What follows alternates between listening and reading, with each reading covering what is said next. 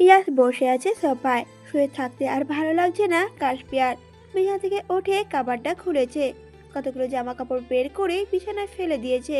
তারপর একটা একটা করে গায়ে লাগিয়ে দেখছে আয়নার সামনে গিয়ে ওকে কেমন লাগছে। সবকিছুই করছে তবে ইয়াসের মনোযোগ নিজের দিকে আনবে বলে, কিন্তু ইয়াস তো ল্যাপটপে মুখ গুজে আছে, একবারও তাকাচ্ছে না কাশপিয়ার দিকে। ফলে বিরক্ত হয়েই ইয়াসের সামনে গিয়ে দাঁড়ালো কাশপিয়া, বলল ওকে, শুনুন। নিজের কাজে ব্যস্ত থেকেই উত্তর দিল ইয়াস। হ্যাঁ বলো, শুনছি। প্রতি উত্তরে কাশপিয়া বলল, আমি আগের থেকে অনেকটা মোটা হয়ে গেছি তাই না? ইয়াস তাকালো কাশপিয়ার দিকে, তারপর ভালো করে পা থেকে মাথা পর্যন্ত পর্যবেক্ষণ করলো। তারপর মুচকি হেসে বলল, কই না তো, তুমি তো আগের মতোই সুন্দর আছো। প্রতি উত্তরে কাশপিয়া বলে উঠল, না, আমি আগে থেকে অনেকটা মোটা হয়েছি, ভালো করে একটু দেখুন না। আর একটা জিনিস জানেন? ইয়াস তখন বলল, না বললে জানবো কি করে? প্রতি উত্তরে কাশপিয়া বলে উঠল, আমার না ইদানিং অনেক টক খেতে ইচ্ছে করে, এনে দিবেন? ইয়াস তখন ল্যাপটপের দিকে চোখ রেখেই আস্তে করে বলে উঠল, এনে দেব। কাশপিয়ার রাগ হলো প্রচুর, হাতের জামাটা বিছানায় ছুঁড়ে ফেলে বিড়বিড় করে বলল, বোকা লোক একটা, এত কিছু বলি তাও বুঝে না। ইয়াস ল্যাপটপ থেকে চোখ সরিয়ে তাকালো কাশপিয়ার দিকে। কি বলেছে না বুঝলেও মুখের ভাবভঙ্গি দেখে বুঝলো কাশপিয়া রাগ করেছে কোনো কারণে। তাই ইয়াস উঠে এসে পাশে দাঁড়ালো কাশপিয়ার, পিছন থেকে জড়িয়ে ধরে বলল ওকে, কি হয়েছে উপমা, রাগ করছো কেন? কাশপিয়া তখন রেগে বলে উঠল, কি হবে, কিছুই হয়নি, ছাড়ো না আমাকে। ইয়াস তখন বলে উঠল, না, ছাড়বো না। তোমার না বাবু চাই? কাশপিয়া ঘুরে তাকালো ইয়াসের দিকে, ওর বুকে হাত রেখেই মিষ্টি হেসে বলল, চাই তো। ইয়াস হেসে কাশপিয়া কানের কাছে গেল, তারপর ফিসফিস করে বলল ওকে, তাহলে এত পালাই পালাই করছো কেন? চলো বাবু আনার প্রসেস শুরু করি। Are you ready? ফলে কাশপিয়া হাসলো, দুহাত দিয়ে গলা আঁকড়ে ধরলো ইয়াসের। ইয়াস একটু একটু করে এগিয়ে যাচ্ছে ওর দিকে। তখনই কাশপিয়ার গাটা গুলিয়ে এলো। ইয়াসের থেকে নিজেকে ছাড়িয়ে দ্রুত ছুটে গেল ও আশ্রমে। তবে কি হলো বুঝতে না পেরে ওর পিছু পিছু ছুটে গেল ইয়াসও। মাথা ঘুরছে কাশপিয়ার, পেটে যা ছিল উগলে দিয়েছে সব। ঢাল সামলাতে না পেরে পড়ে যেতে নিলে দুহাতে আগলে নিয়েছে ইয়াস। কাশপিয়ার এমন অবস্থা দেখে চিন্তা হলো ইয়াসের, তাই সময় নষ্ট না করে কাশপিয়াকে কোলে তুলে নিল। তারপর বিছানায় শুয়ে দিয়ে উদ্বিগ্ন গলায় বলল ইয়াস, উপমা, কি হয়েছে তোমার? শরীর খারাপ লাগছে? কোথায় কষ্ট হচ্ছে আমাকে বলো, বলো উপমা। নেবু নেবু চোখে ইয়াসের চিন্তিত মুখটার দিকে তাকিয়ে উত্তর দিল কাশপিয়া, আমি ঠিক আছি। প্রতি উত্তরে ইয়াস বলল চিন্তিত হয়ে, না না, তুমি ঠিক নেই, তুমি অসুস্থ উপমা। আমাকে আগে বলনি কেন তোমার শরীর খারাপ লাগছে? কথাগুলো বলে ইয়াস দ্রুত উঠে দাঁড়ালো, ফোন খুঁজে নিয়ে এলো কাউকে কল দেবে বলে। তবে কাশপিয়ার আর বুঝতে বাকি নেই ডাক্তার ডাকতে চাইছে ইয়াস।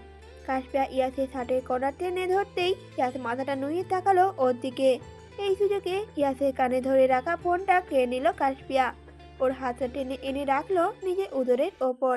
কাশপিয়া ইয়াসের দিকে তাকিয়ে মুচকি হেসে বলে উঠল, আমাদের জুনিয়র আসছে। কাশপিয়ার কথাটা কানে যেতেই ইয়াস কিছুক্ষণ থাম মেরে বসেছিল ওভাবেই। কাশপিয়া কি পড়েছে নিউরনে পৌঁছাতে চোখ মুখে অদ্ভুত এক ভালো লাগা প্রকাশ পেল ইয়াসের। কাশপিয়াকে ধরে রাখা হাতটা দিকে একবার তাকিয়ে তো পরে আবার তাকালো ওর দিকে। ঠোঁটের কোণে ফুটে উঠল হাসি। তারপর দ্রুত কাশপিয়াকে বুকে টেনে নিল ইয়াস, চুমু দিল ওর পুরো মুখে। শক্ত করে জড়িয়ে ধরে বলল ইয়াস, আমি যা শুনলাম তা কি সব সত্যি উপমা? আমি বাবা হতে চলেছি। আমার ভিতরে এক অদ্ভুত কাঁপুনি হচ্ছে উপমা। আমার আনন্দ হচ্ছে, খুব আনন্দ হচ্ছে। আমি তোমাকে কি যে বলে ধন্যবাদ দেব বলো? কাশপিয়া তখন বলল, আমি আপনাকে কি বলে ধন্যবাদ দেব? আপনি যে আমার মন খারাপের নির্ভরযোগ্য ঔষধ, আমার ভালো থাকার কারণ, আমার ছন্নছাড়া জীবনে আপনি আশার দীপ্ত আলো। ভালোবাসি প্রফেসর সাহেব, ভীষণ ভালোবাসি আপনাকে। সাথে সাথে উত্তর এলো ইয়াসের থেকে। ইয়াস বলে উঠল, আমিও তোমাকে ভালোবাসি উপমা। তোমাতেই আমার সূচনা আর তোমাতেই আমার সমাপ্তি। হাসলো কাশপিয়া, ইয়াসের মতোই শক্ত করে জড়িয়ে ধরল ওকে। মনে মনে ভাবলো সে, এই মানুষটা এত পাগল কেন ওর জন্য, এত কেন ভালোবাসে ওকে। সবার সামনে কঠোর বদমেজাজি, আর কাশপিয়ার সামনে এতটা শান্ত। ছেলেদের ভালোবাসা বুঝি এমনই হয়, ভালোবাসার মানুষ ব্যতীত অন্য সবার কাছে তারা বেপরোয়া। যেমনটা ইয়াস পুরো পৃথিবীর কাছে সে কঠোর বেপরোয়া হলেও কাশপিয়ার কাছে শান্ত একটা মানুষ। যে নিজের সবটুকু দিয়ে ভালোবাসতে জানে কেবল। কাশফিয়া মুচকি হেসে বিড়বিড় করে বলে উঠল, রুহি আপু সত্যি ঠিক বলতো, আমি সত্যি ভাগ্যবতী। কাশফিয়া বিছানায় পড়ে ঘুমাচ্ছে বেঘরে। ওর মাথার কাছটায় বসে আছে ইয়াস। হঠাৎ ফোনের রিংটন বাজতেই সেন্টার টেবিলের ওপর থেকে ফোনটা এনে চোখের সামনে ধরলো ইয়াস। উজ্জ্বলের নাম্বার থেকে কলটা এসেছে দেখে ঠোঁটের কোণে হাসি ফুটে উঠল ইয়াসের। কলটা রিসিভ করে ফোনটা কানে ধরতেই উদ্বিগ্ন কণ্ঠে প্রশ্ন করলো উজ্জ্বল, শুনলাম কাশফিয়া নাকি অসুস্থ, ওর কি হয়েছে ইয়াস? ডাক্তার দেখিয়েছো? চিন্তার কিছু নেই তো? উজ্জ্বলের কথায় ইয়াস হেসে বলল, না দেখিয়েছি, চিন্তার কিছুই নেই। প্রতি উত্তরে উজ্জ্বল বলে উঠল, চিন্তার কিছু নেই মানে? তোমার আপু তো বললো অসুস্থ, কি হয়েছে বুঝে বলো। উজ্জ্বলের কথায় ইয়াস হাসলো, তারপর মাথার চুলগুলো ঠেলে পিছনের দিকে সরালো। আস্তে করে বলল উজ্জ্বলকে, you are going to be an uncle. ফোনের উপাস থেকে উজ্জ্বল প্রফুল্ল হয়ে বলল সাথে সাথে, রিয়েলি? আমি ঠিক শুনলাম? প্রত্যুত্তরে ইয়াস বলল, হুম, তুমি ঠিক শুনেছ। সুখবর পেয়ে খুশি হলো উজ্জ্বল। তবু ইয়াসকে লজ্জা দিতে বলে উঠল, কিন্তু ইয়াস তুমি না বললে তোমার বউ ছোট, ওকে বড় হওয়ার সময় দিলে না যে? বাসর সেরে জুনিয়রকে নিয়ে আসা ধাপ তো একবারে আগে থেকে অতিক্রম করে ফেলেছ। তার মানে তুমি আমার সামনে নিরামিষ যে ভাব দেখাতে, তাই না? প্রত্যুত্তরে ইয়াস বলে উঠল, কি করব বলো, সামনে ভাজামাজি রেখে লোভ সামলাতে পারে কেউ? বউ ছোট তো কি হয়েছে, আমি ওকে পেলে পুড়িয়ে বড় করে নেব। লজ্জা না দিয়ে অভিনন্দন জানাও আমাকে। উজ্জ্বল নিজের কাজে ব্যর্থ হলো। তারপর মুখে হাসি টেনে বলল উজ্জ্বল, অভিনন্দন ইয়াস, কলটা কাটো, বাড়ির সবাইকে এক্ষুনি জানিয়ে আসি খুশি খবরটা। এদিকে ইয়াস কলটা কেটে দিল, জানতো উজ্জ্বলের রিয়াকশন এমনই হবে। তারপর ফোনটা হাত থেকে রেখে কাশফিয়ার পাশে বসলো ইয়াস। তারপর ওর পেটের উপর থেকে কাপড়টা সরিয়ে কাপা কাপা হাতে স্পর্শ করলো ইয়াস। ইয়াসের ঠোঁটের কোণে হাসি খেলে গেল মুহূর্তেই। এ কেমন অনুভূতি হচ্ছে ওর? মনে হচ্ছে পৃথিবীর সব সুখ ইয়াসের কাছেই। বাবা হওয়ার অনুভূতি কি তবে এমনই? আবারও রিংটন বেজে উঠল ইয়াসের ফোনে। ভাবলো উজ্জ্বলই কল দিচ্ছে, কিন্তু ফোনটা হাতে নিতেই সাইফানের নামটা ভেসে উঠল ফোনের স্ক্রিনে। ইয়াস প্রথমে রিসিভ করবে না বলেও তারপর বারবার কল আসায় বিরক্ত হয়ে রিসিভ করলো, কিন্তু কিছু বলবে তার আগেই ভয়ার্ত কণ্ঠে পড়ল সাইফান। কিছুক্ষণ পর ইয়াসের থেকে কিছুটা দূরেই দাঁড়িয়ে আছে সাইফান, আর ওর পাশে পুলিশের পোশাক পরিহিত লোকগুলো। ওনারা চোখের ইশারায় কিছু বললেন ইয়াসকে। ইয়াস হয়তো বুঝলো ওনাদের ইশারার মানে। একে একে রুম থেকে বেরিয়ে গেলেন সবাই। রইল কেবল সাইফান আর ইয়াস।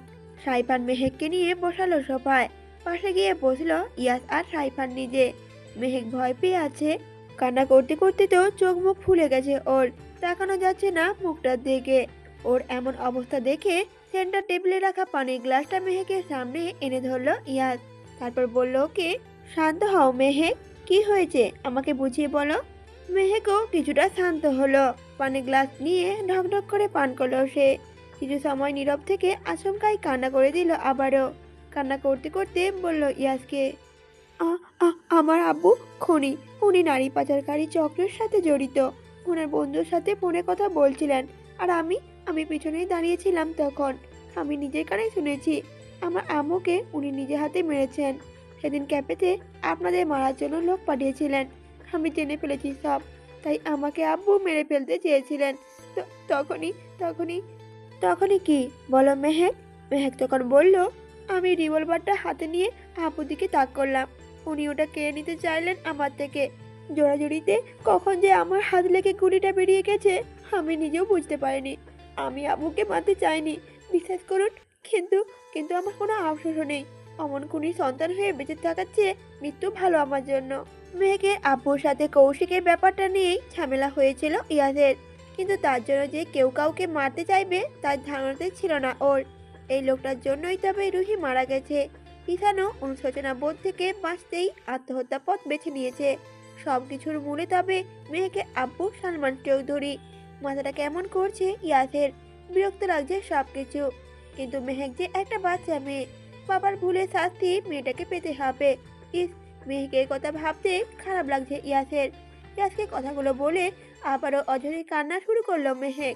ইয়াস আর সাইফান কত কি বলে সান্ত্বনা দিল ওকে, কিন্তু মেহেক তো জানে তাকে শাস্তি পেতেই হবে। কিছুক্ষণ কান্নাকাটি করার পর নিজেকে কোনো রকমে সামলালো মেহেক। চুপচাপ উঠে দাঁড়ালো সোফা থেকে। পুষের সামনে গিয়ে দুহাত বাড়িয়ে দিয়ে বলল সে।